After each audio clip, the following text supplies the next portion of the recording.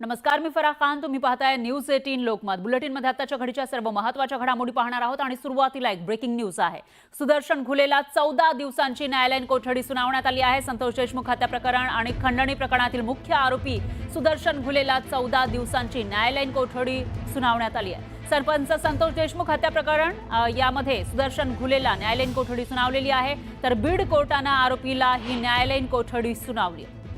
आणि याविषयी अधिक माहितीसाठी आपले प्रतिनिधी सुरेश जाधव हे आपल्या सोबत जोडले गेले आहेत. तर सुरेश, काय सांगाल? सुदर्शन घुलेला 14 दिवसांची न्यायालयीन कोठडी सुनावलेली आहे. ज्या वेळेला सुदर्शन घुलेला न्यायालयामध्ये हजर केलं त्यावेळेला काय काय सांगण्यात आलं आहे यंत्रणांकडून? तपासातून आतापर्यंत काय समोर आलं आणि पुढे कशा पद्धतीने तपास होऊ शकतो? संतोष देशमुख हत्या प्रकरण आणि खंडणी प्रकरणातील मुख्य आरोपी ज्याच्यावरती मोक्का लागला आणि त्या मोक्क्यामध्ये टोळीचा प्रमुख म्हणून सुदर्शन घुले आहे आणि त्या सुदर्शन घुलेला 5 दिवसाची सीआयडी कोठडी मागच्या वेळेस मागण्यात आली होती. ती कोठडी आज संपली.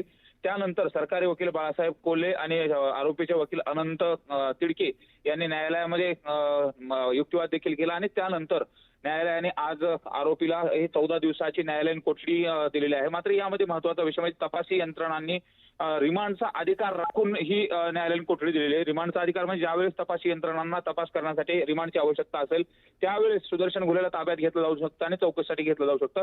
मात्र एकूण जर बघितलं आपण संतोष देशमुख हत्या प्रकरणामध्ये आता 53 दिवस उलटून गेलेले आहेत आणि या प्रकरणामध्ये अद्यापही एक आरोपी जो कृष्णा आंधळे आहे तो फरार आहे. त्याच्या अटकेच्या अनुषंगाने जे काही धागेदोरे आहेत ते तपासायचे होते. त्याचबरोबर जे सुदर्शन घुलेचे 2 मोबाईल आहेत त्यापैकी एक मोबाईल फॉरेन्सिक तपासणीसाठी पाठवण्यात आला होता.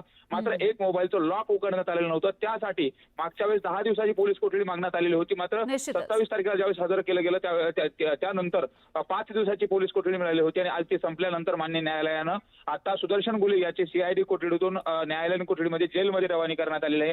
त्यामुळे इथून पुढे जरी सुदर्शन घुलेला कुठल्या तपासाच्या निश्चितच सुरेश, या विषयीची अपडेट आपण घेत राहूया. दरम्यान धन्यवाद तुम्ही दिलेल्या या सविस्तर माहितीसाठी.